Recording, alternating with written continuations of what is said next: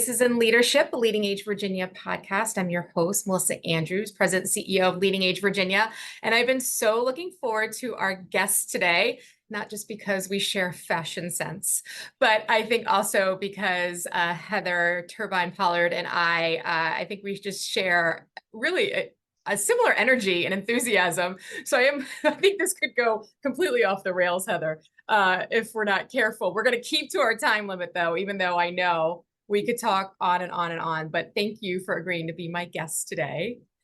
Thank you. I'm so happy to be with you. Thanks for the opportunity. Well, you're welcome. First, just tell our listeners a little bit about you and Circle Center. Yes, I have the privilege of being the CEO here at Circle Center Adult Day Services in Richmond, Virginia, a nonprofit that's been serving older adults and their caregivers since 1976. And I came on board in 2020, just 6 weeks before the pandemic hit. So I've learned a lot, and we are, certainly has some setbacks at that time, like every one of us did.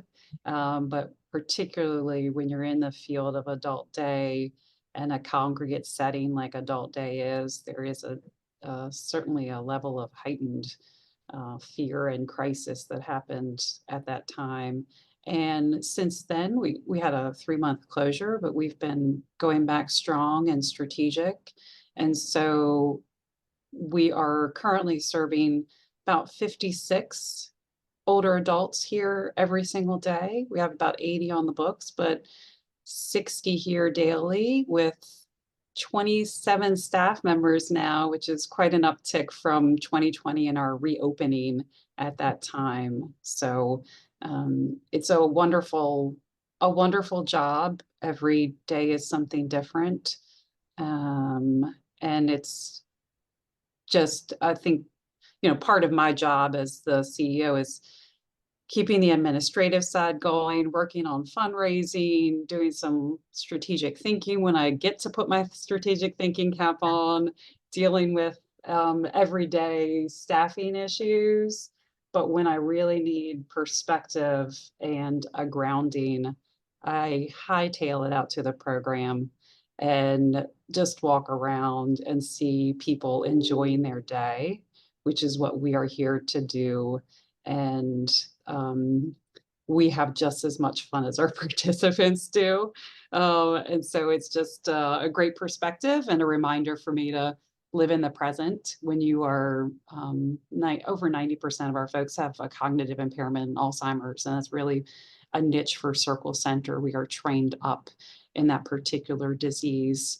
And so there's nothing like being present and in the moment, which is, I think, what I love to get away from my desk and stand out and observe and just sit in there. It's a reminder of what we're really here for and how we are supportive of one another and helping those that we serve.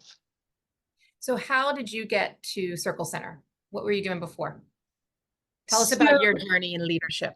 Yeah, I was thinking a little bit about that. I thought maybe you'd ask a question about that. And a meandering journey like most folks. I always had a passion for older adults. When I went to college, I was a psychology major at Randolph-Macon in Ashland, go Jackets. And through the internships and really some life culminating things, I think, that intervened with my grandmother, who my parents had begun to start to care for, had a level of dementia. And she was different than the grandma I knew growing up, right? She had started to change. And so I was in college watching my parents deal with the caregiving of her at their home. They brought her down from New Jersey to Southern Maryland. And I love my grandma. I've been around older folks all of my life. My mother is one of 21. She had 21 brothers and sisters. All from, I'm sorry, could we pause and just, yeah, 21? 21 children, same mom, same dad. What in how many years? Like, what's the span? Grandma started when she was 14 Wow. and basically had a kid up until, and so I never appreciated that big family. It's all I knew, right? It's sort of like you're the fish in the, it's all you knew. It was small town. And so there's over 100 of me. There's over 100 cousins, 100 grandchildren. So we were the town, Yeah. right? It's a small town called Hollywood, Maryland, there in St. Mary's County, Maryland. And my uncle ran the dry cleaner. It's just everybody knew everybody. And so there was this big community of everybody minded you, right? Mhm. And Mhm. my mom says that she's in the middle litter. They split the kids up into three groups. They called themselves litters, and my mom was the middle litter. So she Uh-huh. had older siblings, and then she had some younger siblings. So my mom was she looked up to her older sister, 14 girls, 7 boys in that mix Right. was the spread. So she looked up to her sisters who were a good deal older than her, and then also took care of her younger siblings. So if you were in that middle swath. Yeah. So there were always folks around. And I think that's part of my learning when I went to college was the exposure to not everybody had this growing up, this kind of community. Yeah. They say it takes a village. You literally were born Yeah, from a village. yeah, Like, yeah. wow.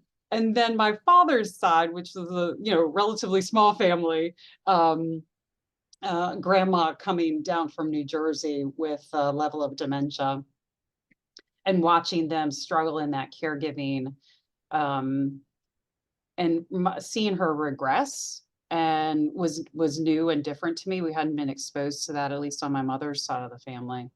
Grandma spoke English, though her parents were first generation German, so she grew up speaking some German, but then English, right?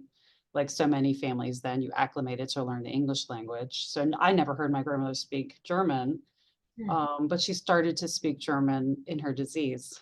Oh, And wow. so when I would take the 2-hour ride trip home from college during break, I'd put on dating myself, but you put in the, cassette tape to learn a Yeah. little German Yeah. so that I could maybe speak with her when I got there, Wow. and try to understand a little bit with what she was saying. And so that was, I think in your 20s like that, you do a lot of imprinting on things like that when you experience them. And so I would take on internship opportunities and started to talk with my professor about gerontology as a choice for me. I was actually on the track. I did a lot of intern placement at nursing homes, but I specifically would always ask for dementia Alzheimer's, specifically to just try to learn and gain more experience. And I was on the track to do VCU gerontology. Mhm. And I graduated and said to myself, I just want to get to work. I just want to start working. So I put off gerontology, and it's still on hold. One day I'll go back as a lifelong learner. I'd love to do that, but I actually started at United Way. I did a little bit of companion work. I was a CNA, Okay. going into folks' home, and I would love to take the hardest cases of Alzheimer's community-based. So my boss was really happy because no one else, none of the other workers really wanted those cases, but I loved them. I got embedded with 2 or 3 families who I followed for quite some time, from care in the home all the way to placement, and learned so much about family dynamics and developed a passion for conflict resolution. In that, seeing how families and siblings were juggling with the care of a parent, and one sibling saying, I'm going to take mom home with me to Ohio. I know what to do. I know what she needs. We've always been close. And the other sibling feeling like, I don't think you really know what you're getting into, and I'm not comfortable with you caring for mom. So these dynamics were at play. Um, I became a certified mediator. I went through conflict resolution for that. It was fitting. I've a middle child, so conflict resolution felt very natural for Yeah. me in that mix. So I had hopes of sort of merging those two fields around conflict resolution and families and gerontology, truth be told. But I fell into my first real gig where, I mean, like, I had health insurance. It was part-time health insurance Yeah. job, which was like unheard of at that time Totally. at United Way. And it was my first exposure to the value of nonprofits in community. And I Mhm. was on the information and referral line, which it Mhm. used to be called at United Way, which eventually turned into the 211 system that we Okay. have in human services. And we were downtown and we took walk-ins, and I got such great exposure to human service needs. And again, this is where I call on my growing up in a community and raised by a village, is we all took care of one another. I had no idea what homelessness was, right? Mhm. Those suffering from housing, like, we didn't have that. You just moved in with your aunt down the street Right. if you were on hard times, right? You didn't need financial assistance because you had family to rely on. So here I am exposed to people who are walking in off the street with, I'm getting evicted today. I have nowhere to go, Mhm. or I am working, I just cannot make my bills. Right. And that was such a, looking back now, Melissa, when you think about those times in your life, you don't think you're getting educated right then. You just think you're in the middle of working and making a paycheck. Such a great education that United Way gave to me, and the importance of nonprofits and their role in community. This really, like, unmandated role that nonprofits fill in some solving big, huge social issues in our community. And so I stayed at United Way for 16 years Wow. and had wonderful mentors in our particular local United Way who saw something in me as a, you know, mid-20s-year-old kid that I didn't see in myself. So just fostered me along the way. And I wound up in my 16th year there, went through a leadership program for the National United Way, got to meet folks from the 1,500 other United Ways that are across the country, and then the international United Ways that were starting up, and just loved the United Way model and the unique role it played in kind of bringing folks together in community to solve issues around education, income, and health inequality. And that, but I always had in the back of my mind older adults. Mhm. And at United Way, we actually funded the Circle Center. And I got to know what Adult Day was, what that programming looked like. We had a health initiative there at that time. And when I was there at this local United Way, we were leading discussions and collaborative conversations around the quote unquote age wave that was Yep. coming, right? The Yeah. silver Yeah. tsunami quotes, Yeah. right? So knowing all this data and knowing the demographics that were coming, I sort of said to myself, oh my goodness, what's going on? What's United Way's role in this? And met a lot of great folks in that work, and then funded a lot of great folks in that work, Circle Center being one of them. I then moved on into healthcare, Fan-Free Clinic. Currently, it's called Health Brigade. So got to see the insurance side, or the lack of health insurance for the uninsured and underinsured. And at Health Brigade, we started to also see the huge growth in older adults needing care, right? Here we were at United Way talking about the demographics in a cerebral academic way.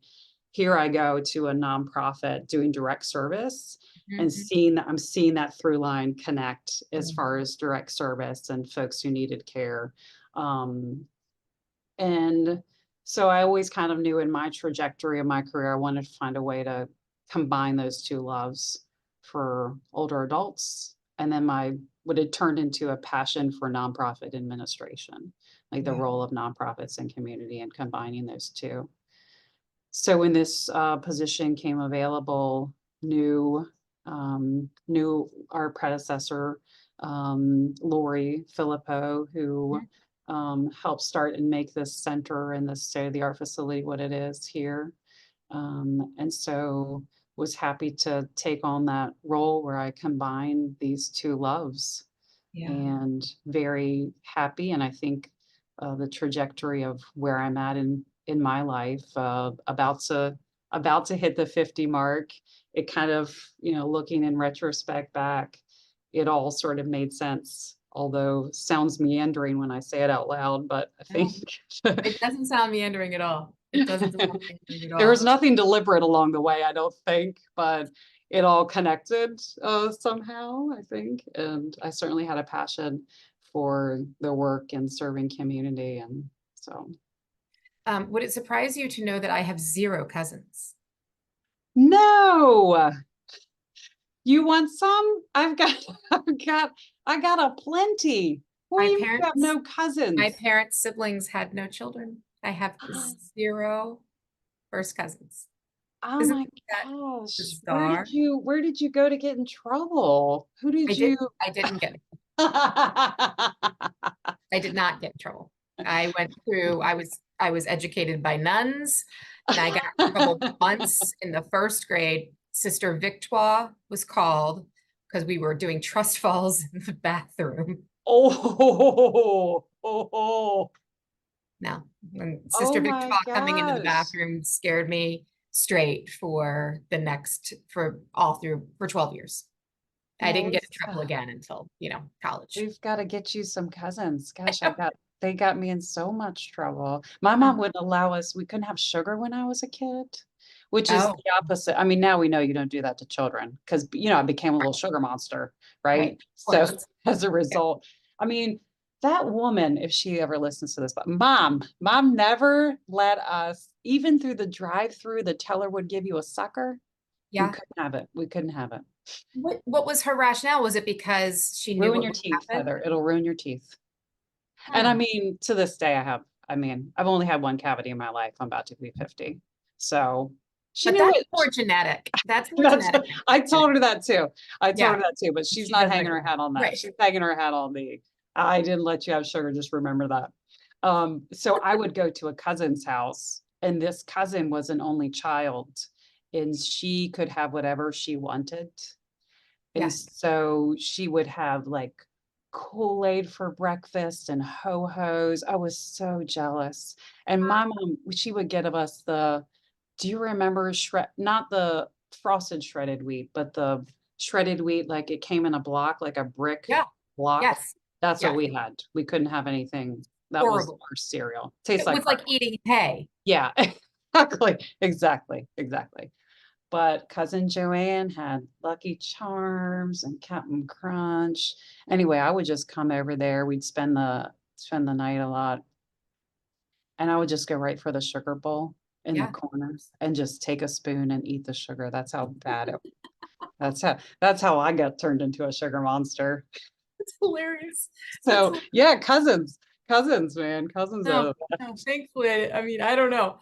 The other thing that I just wanted to reference when you talked about internships in Randolph-Macon, I just met with the head of the internship program at Randolph-Macon recently because, our members need to be hosting interns from all the different disciplines, all the departments. You mentioned psychology.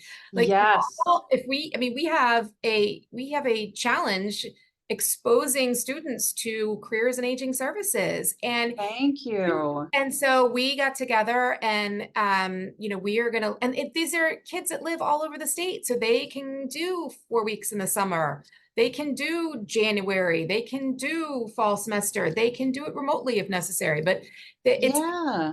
I'm yelling at our members who Thank are you listening to this so podcast. much. And that is such a value of the work that you do and leading age, is that I think from my United Way work, I understand the value of systems work and kind of that backbone, right? There's folks like us who are doing direct service every day, and sometimes we can't look at the horizon. Yeah. because we're just down in it. And Mhm. so we need entities like Leading Age doing the advocacy, doing the, all the work around scoping out, picking the head up for our Yeah. collective, like, hey, what's coming down the pipeline? Workforce being the huge one, Right. right? Right. Of how are we preparing? Like, where are all the geriatric LCSWs? Where are the, you know, Right. um, neuro folks to do diagnoses, right? I mean, waiting for 6 months to get an appointment for a doctor to do an exam for cognitive impairment is not acceptable, and it's not the future we need. It's not reflective of the numbers, the demographics that are coming. So yeah, some days I feel like we're behind the eight ball. But then I think about folks like you in that role in the work from a systems national standpoint, like sounding the alarm, right? And And how do we get all those pharmacists who have left their pharmacies? How do we recruit them to new roles in aging yeah, services, right? Because I mean, those numbers, they've left in droves. Um, and I don't know, but that's the type of stuff that I start thinking about. Like, how do we do a campaign to get the pharmacists into our communities? Hey, I want to talk though. You did a TED Talk, a mini TED Talk, because I actually thought when I watched your TED Talk that you had done the VCU gerontology track because of your disrupt ageism oh, passion. So as far thanks. as I'm concerned, I'm gonna send an email to Dr. Gendron over there and be like, I think Heather deserves an honorary degree. So we should send this over to her. But can you Thank talk you. about the hidden E in DEI? Yeah, boy, I loved that opportunity as a And how did that neurovirgin. come about? I Tell. have this terrible, terrible board member. No, my board chair, his name is Ed Cook, and he and his wife Roxanne run an amazing leadership consulting company. And they took the lead this year on hosting the Disrupts HR RVA. And so Ed just kind of, he has this way about him where he's just like, hey, I got this thing for you. You think he throws it in we've meeting for an hour and he throws it in at the last 5 minutes, like on the way out the door, like, there's this little thing I think you'd be really good at. You should think about it. I'll send you the link. And I'm always just like, yeah, sure, Ed, that sounds great. And then he follows through, which is terrible. He sends the link, he sends it again. um, and he didn't tell me it was about HR. He just said disrupt. Like, I think you got things to say. What do you talk about? And then I discovered it was this disrupt HR. And I'm like, I have nothing to say about HR. I mean, I have a lot to say about HR, but nobody wants to hear my point on it. And if HR professionals knew I was talking, somebody would like clearly send a petition around. You're like, I love Um, compliance. so I got to thinking just, around the HR field and around with something that had been gnawing at me was these DEI discussions, which are totally valid, totally needed, so excited about them. But again, like I felt this missing piece of age, how we're just not acknowledging the number of workers who are caring for an older adult or a Yeah. person with disabilities who are themselves getting old. We're all growing older, as I say in the thing. Yeah. So I wanted the chance to speak out on that topic and say, hey, I think that your E is not equity. It's more about exclusion, and you're excluding older adults from the conversation. And I know the presentation may have come off a little bit like I was angry. No, I didn't think it came across as you were passionate. I Yeah, I and didn't take it as you I were angry at certainly all. didn't want to be Do you normally condescending. smile when you're angry? I do. It's a thing. Yeah. Wow, your husband must be really I confused. was gonna say my husband's he's always He's on his toes, always on his toes. So I am passionate about it. One, because we're all growing older. That includes myself in this equation. And so I want to be sensitive to it. I mean, I think I've needed to pull my blinders off in many ways. So it was a call to action for others to do that. And I really feel employers have such an important role here for helping us change the conversation and some of the policy Yeah. around um, not just the view of growing older, but just lifting those things up from an advocacy standpoint of they are, as I said in the talk, their employers really the first line of defense in knowing their workers and knowing what the needs are and fashioning policies and supports that help them. And it's, I am not on the front line. I unfortunately work on the line where people are coming to us in crisis. Mhm. And all of us in adult day, the one thing we always say is, I wish this family had gotten to us sooner. Yeah. And because caregiving is such a joy and so hard all at the same time. And I think it's just part of human nature to try to answer your own questions first, or to have some level about if I ask for help, I'm weak. Right. Um, and so people are always getting to us later than we'd hoped, right? And so we want to be in the business of getting folks here sooner to Mhm. save not only the participant and the loved one, but the caregiver, the angst of trying to solve it all themselves. Yeah. And so caregiver employers really sit at that crossroads between, look, that person's showing up to work every day, but what do you really know about who they're caregiving for and how can you support them? So I think there's a great opportunity to educate employers so that they can then educate their staff. And so that then employers can be advocates for the change that we are desperately in need of policy wise. And I think this is where the aging services continuum can um, take a page from the early childhood movement. I mean, I think early childhood did a great transition in that conversation where they engaged employers in how important early childhood development was. And granted, I mean, it's great on based on great brain research, great data. And then when somebody like the Federal Reserve, I remember the turning point in early childhood movement, like some of us on the funding end and understanding it from academia say, boy, we know the brain research around 0 to 5 and how important those years are. But then when the Federal Reserve says, when they come into a community, they say something like the best form of economic development is an investment in early childhood. Mhm. That speaks volumes. And I think that was the turn for early childhood where employers, Chamber of Commerce, this whole support system was built to attend to early childhood. So I think aging services could use some of that traction to sort of convey over to our conversations that we have. Um, and it's even a little bit bigger than that, right? I mean, it's not just um, the level of ageism is sort of embedded in. I mean, when we have conversations now with um, the world at large about aging or the aging population or investment, they don't see it as an investment.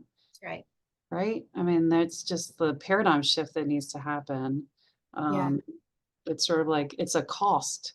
It's a cost. You're aging and it's costing. It's an expense. It's money. It's, where I think we just need to flip that Right. on its head, right? We can't have that way of thinking anymore. No, Um, I agree with you. yeah. As I mentioned to you, I turned 50 on Sunday, and you know, I got so many times, oh, gosh, you don't look older than 39. And this is to my daughter, my bonus daughter. I said, they like, you don't look 50. I said, what does 50 look like? What does that mean? Yeah. What does 50 look like? And they go, not you. Well, show me a picture of 50 then. What does 50 look like? And my daughter's like, Dad, Dad looks 50. Oh no. I hope Dad wasn't sitting right there. Of course he was. He loves that. He feels really Yeah, good yeah. about himself. But yeah, I mean, we wouldn't be where we are as a society if we prioritized, right, older Yeah, adults. I mean, if we had figured out how to finance long-term services and supports, if we had figured out how to approach the continuum as a system as opposed to yeah, silos, right? If we thought about people being able to age in the right setting, if we thought about, service delivery from a community-based perspective, if we shall yeah. on, right? If we talked about working in an aging services career as something that was like a preferred place, like a wonderful place to be. Yeah, Um, not some default. Right. Yeah. right. Yeah. So in our last few minutes together, um, Heather, like you've touched on so many things. We haven't we talked about the value of Adult Day, and we're going to be at the General Assembly next month again, Yeah, yeah. saying where like we need a permanent increase the Adult Yeah, Day reimbursement because they do not cover even half the cost of Medicaid for Adult Day. And Adult Day is a solution to keep people who can still live with their families out of nursing homes. That is not saying nursing homes are bad. That is that's right. saying that some people, the right setting for them is Adult That's right. Day. So we could talk about that. We can talk about anything Yeah. you want, but do you want to touch on that for a minute? Yeah, I mean, we need to figure out what it looks like to age in community. Yeah. And by the way, the baby boomers changed everything that they ever touched.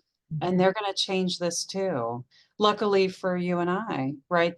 They're coming before us. And remember that good, bad, or indifferent, 90% of them say, I want to stay in my home as long as possible. And so we need to figure out what that looks like in this country. And again, I think we're behind the eight ball on some of those issues, right? Where's affordable housing in the market? Where's upgrades? Why isn't a new home built with those accessible bars in it anyway for the bathtub? Why is that an add-on? Right? It Right. seems like if you're looking at the numbers, like it should be part and parcel that your house is built with an accessibility lens in mind. Like Right. if you're trying to meet market demand, it seems like somebody would have figured that out, that that's sort of should be code now, right? Should be written into the things that we're doing. Um, By the so way, it helps kids as much as it helps yeah, older adults, right? yeah, Like, yeah. because that's what they say. If you build a community for children and you build it for older adults, it will help everybody in between. Guess what? All boats rise, right? All boats rise. Mhm. So we can't go wrong doing that. Mhm. And I think we all know it. Mhm. It's just that we've we've got to go through this transition period of getting there. And that's where the hard work is, right? That's why you're down next month legislating, lobbying, talking to folks, educating folks as much as possible and holding our feet to the fire because we've got to figure out what aging in place looks like. And, um, I'm so worried. People ask, are you competitive with other adult days? We are not. I say, we need more of us, not less of us. We need more of us. Some of us closed during the pandemic because guess what? This is not a money making model. No, it's not. Right? And so it's very similar to childcare revenue model in that way, right? I mean, nobody's gonna get wealthy in that work, particularly if you're a nonprofit whose calling, which is our calling, which is to serve the least and lost among us. We are serving older adults who cannot pay because we believe this is a right for every aging adult to experience high quality care. Yeah. And so that's our stake in the ground. And we just need a whole bunch of others for whom that is true to build collectively um, and really come around what is the solution. And it is, we do need an increase in the reimbursement rates through Medicaid. Every state around us has a higher rate than we do. We're on par with West Virginia, but Maryland's higher, Kentucky's higher. And so we've got to figure that out and get the right message out about how important it is. And it's why we take a good deal of time educating our families on here's what we do, here's why we do it, and won't you join us, right? We're about gathering people to that space because we believe so strongly in offering that. And so I I think that's important. I think that it's important to have these conversations around accessibility for everyone in community. Mhm. And if that looks like, and we believe we have a good mix of that model here. Um, once you've been to one adult day, you've been to one adult day. Right, But that doesn't mean one's better than the other. We need right, communities to have that spread, right? We need a highly medical managed kind of adult day, but we need what I call light adult day, which is socialization for folks, right? That we're, I think the lexicon now is really tuned up around social isolation. I think the pandemic hit a fast forward button on a lot of things, and that was one of them, right? And so I think it's really important for us to be talking about what are the solutions for community based in all of those in transportation. And I think we have a lot to learn from Europeans. I think the European models are doing really wonderful about this. Um and we need the insurance to come to the aid of family caregivers. mhm, Um, that's the model in this country. I mean, 53 million folks are caring for a loved one. Like family caregiving is that's who's going to do it.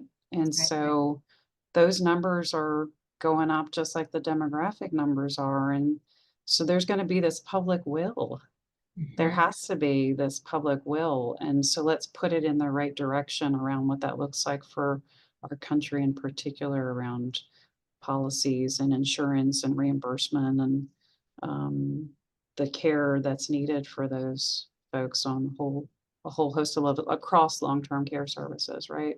We'll always need everybody who sits on that long-term care services continuum because yeah, for some people it's not safe to stay in their home, that's right? right, That's not the answer for them.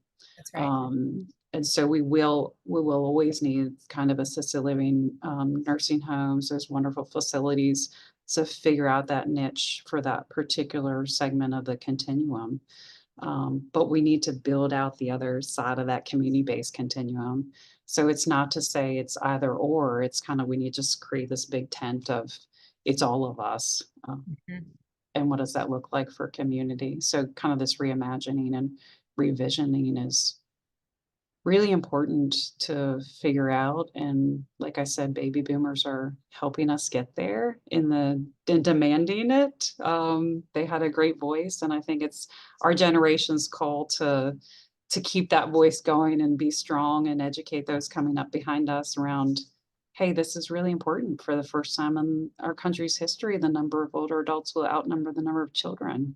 right, Like things have to look different, or right, right. investments have to look different. Um, and so we have to be a part of those bigger conversations and educating folks and bringing them along. Yeah. Well, I think you're right, and I think we're trying, and I I know mean, you're trying. I know you're trying. Yeah. we could, oh, the things I would do if I could. I'm not going to bring out my jaded Gen X side right now. Right, right. That's the Like, next podcast. That's our next that's podcast. right. We've got That's plenty to say there. We've got just plenty. equal. That's exactly right. Well, listen, I've been to Circle Center, but I visited prior to you coming there, so I'll have to come back and I can Yeah. attest to what a vibrant organization it is. There's just something going on. Like in every room, there were visitors there. You had kids, middle schoolers that were dancing, and you just had Yeah. there was drumming going on. There were all kinds of things. I think there was Chick-fil-A being Yes, delivered. yes. Chick-fil-A day. We were there on Chick. We've Um, been in mourning for 6 weeks. This Chick-fil-A's been closed for renovations, and we have done everything but dressed in black and sent mourning flowers over. Um, So we're happy they reopened Oh, I week love it. before last, so we're very excited. And look, they still do drumming and it's right behind my office. And so I can hear, it sounds like Jumanji. They're right Cool. there. So it's like elephants stepping, So it's cool. wonderful. Well, I have to, yeah, anybody who comes to Richmond, you need to visit Circle Center. If you haven't been to an adult day, or if you don't live in, go visit the adult day in your area and see what Yes. it is that they're doing and understand, and then go talk to your legislators about why they need, and if you don't have one in your community, go talk to your legislators about why they need one in their community, right? I mean, Yeah, let's yeah, yeah, all, we all have to advocate for this important community-based solution for older adults and their families. yeah. Um, and everybody will be getting lots of messages from us starting in January around this important issue. Heather, thank you for coming on with me today. It's been so much fun to talk to you. Thank you so much, Melissa. It's been a real pleasure. Thanks for the opportunity. And our listeners, thanks for being with us. Stay tuned for the next episode that'll drop when it drops. We never know when they're coming.